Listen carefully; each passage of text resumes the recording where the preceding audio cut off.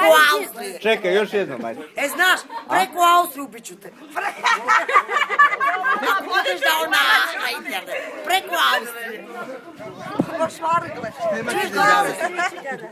Budeš ti. Evo, Austrijanci još samo će ti steramo. Nisu naši. Bićemo popularni. To je bila Nada Violetina mama.